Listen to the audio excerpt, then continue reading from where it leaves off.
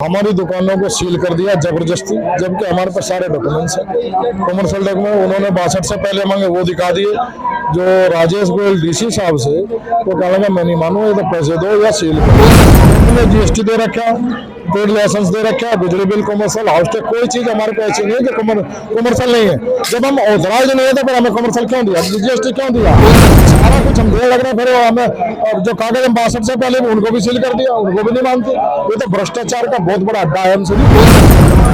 संसद में जयपाल रेड्डी जी ने ये बोल दिया ने उसमें 2004 में कि भाई 2007 से जो पहले किसी के कागज को कमर्शियल कर रहा और वॉल सिटी स्पेशल एरिया उसको हम कमर्शियल मानेंगे। उसके बाद भी ना को सुप्रीम कोर्ट की सुनती है एमसीडी, ना डीडीए की सुनती, ना मिनिस्ट्री की सुनती, ये सुनती है पैसे की।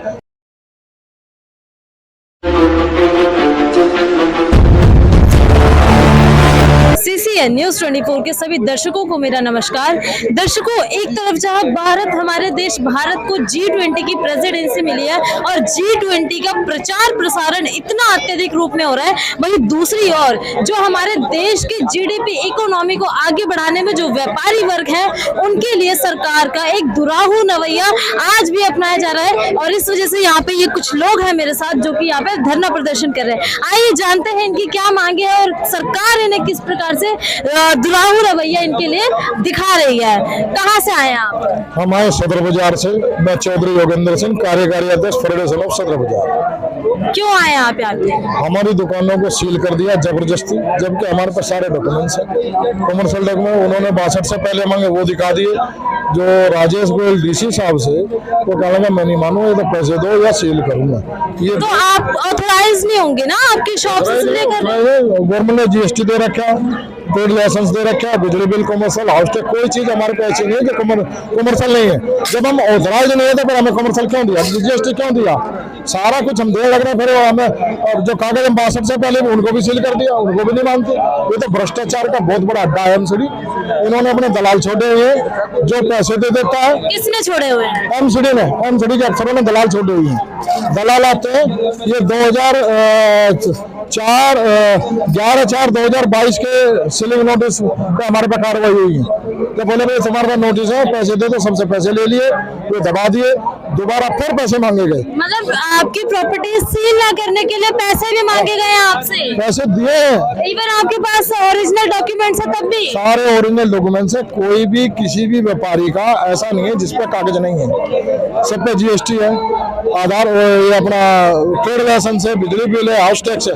जो भी गवर्नमेंट के कागज है सारा एक नंबर में काम करते हैं। सबके ट्रेडिंग है, पोल्यूशन का किसी का कोई काम नहीं है। जिसका जैसे वर्दी का काम है, जो एमसीडी ने 24 आइटम दे रखी, उससे एक भी अलग नहीं, सारी उसी में, फिर भी नहीं मांगती। किसी को बोलते हो तुम 20 मीटर से ज्यादा हो, किसी को बोलते तुम रेजिडेंस में हो, ऐसे करके 2 साल 2.5 साल से चल रहा था। अब लास्ट में जब व्यापारी के बस की पैसा देना नहीं रहा, उन्होंने लास्ट में आकर सील कर दिया। सुप्रीम कोर्ट ने तो ऑर्डर्स जारी किए कि यदि किसी के पास ओरिजिनल डॉक्यूमेंट्स हैं तो उसकी प्रॉपर्टी नहीं की जाएगी सोइल, चाहे दुकानें, उस मतलब उच्च न्यायालय की भी अवमानना की जा रही है। 2007 में संसद में जयपाल रेड्डी जी ने ये बोल दिया ने उसमें 2004 में कि भाई 2007 से जो पहले किसी के कागज को कमर्शियल कर रहा और वॉल सिटी स्पेशल एरिया उसको हम कमर्शियल मानेंगे। उसके बाद भी ना को सुप्रीम कोर्ट की सुनती है एमसीडी, ना डीडीए की सुनती, ना मिनिस्ट्री की सुनती, ये सुनती है पैसे की। जो पैसा देता उसकी सील नहीं लगती, जो नहीं देता उसकी सील लग जाती है। आगे भी 250 नोटिस का आगे इन्होंने दिखा के नोटिस दिखा के पैसे ले रहे हैं। जो पैसे देता है उसको भी काट देते हैं नोटिस को, बाकी और आगे चलते हैं। पूरे बाजार में हड़कंप मचा हुआ है और पूरा बाजार हमारे साथ है। और जब तक हमें इंसाफ नहीं मिलेगा, आज हमें 32 दिन हो गए, 32 दिनों से लगातार सीलिंग चल रही है। नहीं, सीलिंग तो बंद होगी, शुरू 12 तारीख को सीलिंग भी शुरू हुई थी। उसके बाद हम लगातार फुल मिठाई शिवाजी रोड पे धरने में बैठे हैं। कभी ताली बजाते हैं, कभी लोग ताले लटकाते हैं, कभी काला दिवस मनाते हैं, और हमारी कोई सुनने वाला नहीं है। और जब तक सरकार नहीं सुनेगी हम इसी तरह रोड पे बैठे रहेंगे, अपना धरना प्रदर्शन और तेज करेंगे। दिल्ली सरकार का घेराव करना होगा उसको करेंगे, पार्लियामेंट का करना होगा। आज हमने संकेत धरना दिया है। आगे हमारे जितने भी व्यापारिक संस्था है दिल्ली की, वो सब हमारे साथ है। एक बहुत बड़ी पंचायत, व्यापारी पंचायत करेंगे, उसके बाद जो पंचायत व्यापारी पंचायत फैसला लेगी, आगे की रणनीति बताएंगे। इतना धरना हमारा चलता रहेगा। कितने दिनों से सीलिंग हो रही है, कितने दुकानें सील हो चुकी है? देखो, सीलिंग का जो ऑर्डर जो हमें दिखाया गया वो 11/4/2022 का, जब उन्होंने पैसे ले लिए उसको दबा दिया गया।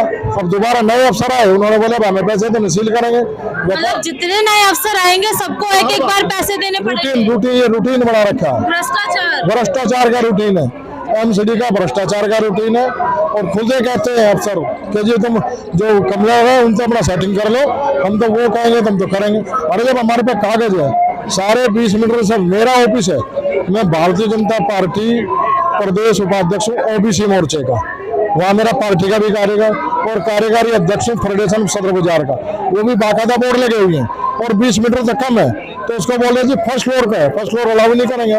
मैं कमर्शियल काम थोड़ी कर रहा हूँ, मेरी खाली को सील कर दिया गया, मेरे ऑफिस को खाली को सील कर दिया गया। और मैं सारे और भी जितने भी डॉक्यूमेंट्स हैं, मैं आपको, हमारे पास फाइल है पूरी, कोई डिपार्टमेंट हमने ऐसा नहीं जिसको हमने ज्ञापन नहीं दिया, सबसे रिसीव करा रखी। कहीं से कोई झूठा आश्वासन अभी तक कोई भी काम आ रहे फेवर में नहीं हुआ। एलजी साहब को आपने नोटिस दे दिया है इसके बारे में? साहब को तो हमने दे दिया था 15 जनवरी को, उनका कोई रिस्पांस नहीं आया? कोई नहीं। केजरीवाल को भी दे दिया, कोई डिपार्टमेंट छोटा है नहीं। और केजरीवाल जी कहते हैं कि मैं व्यापारी हूँ, व्यापार करना जानता हूँ, और आज व्यापारियों को संकट में वो बचा भी नहीं पा रहे। देखो, केजरीवाल है ढोंग करता है। जब मुख्यमंत्री नहीं बना था, जब बिजली के खंभे पे चढ़ के बिजली जोड़ दी थी, आज हमारी सीलिंग को 1 महीना 2 दिन हो गए, हमने उसको ज्ञापन सबको दे लिया, नहीं आया। वो व्यापारियों के तो खिलाफ है, व्यापारी कहता है मुझे तो वोट ही नहीं देता व्यापारी, तो व्यापारी कहाँ सुनेगा? वो व्यापारी को नहीं सुनता, वो व्यापारी को सुनता तो ये काम थोड़ी होता। जबकि उसने वादा किया था इलेक्शन से पहले कि कोई सीलिंग में दिल्ली में नहीं होने दूंगा, और होगी जो हो चुकी उनको डीसील कराऊंगा। आज तक वो उसका कोई भी नामिंदा हमारे पास ये पूछने के लिए आया, जबकि एमसीडी में भी उसकी सरकार है, इतने भाजपा की सरकार है, इतने कोई सीलिंग नहीं हुई। 2004 में एससी मेहता की रिपोर्ट के अनुसार पूरी दिल्ली सील हुई थी, सदर बाजार स्पेशल एरिया में, वहां भी आज तक कोई सील नहीं हुई, 2004 में भी नहीं। अब इन्होंने नया जिन निकाला, ये पैसे कमाई का भ्रष्टाचार का गड्ढे का जिन निकाला। इस भ्रष्टाचार को मैं गृह मंत्री जी से रिक्वेस्ट करूंगा कि इसका भ्रष्टाचार की पोल खोली जाए, इसकी सीबीआई जांच कराई जाए, दूध का दूध पानी का पानी हो जाए। भ्रष्टाचार के एक आंदोलन से बनी सरकार आज खुद भ्रष्टाचार में कितनी लिप्त है, ये सच्चाई है। अन्ना आंदोलन तो भ्रष्टाचार के खिलाफ आंदोलन करके उसी मुद्दे पे सरकार बना के आज खुद भ्रष्टाचारी हो रहा है, और भ्रष्टाचार का एक अड्डा बना लिया है। तो भ्रष्टाचार के अड्डे की कार्रवाई है जो सदर बाजार में सीलिंग होगी। सदर बाजार मुगल खानी की मार्केट है, उसको नहीं मानते। अरे कोई तुमने सरकारों ने कोई मार्केट बना के दी है क्या? लोगों ने धीरे धीरे करके अपने बाप दादों की प्रॉपर्टी में कमर्शियल मार्केट बनाई है, कमर्शियल टैक्स देने, कमर्शियल हाउस टैक्स देने, सबको कमर्शियल देने।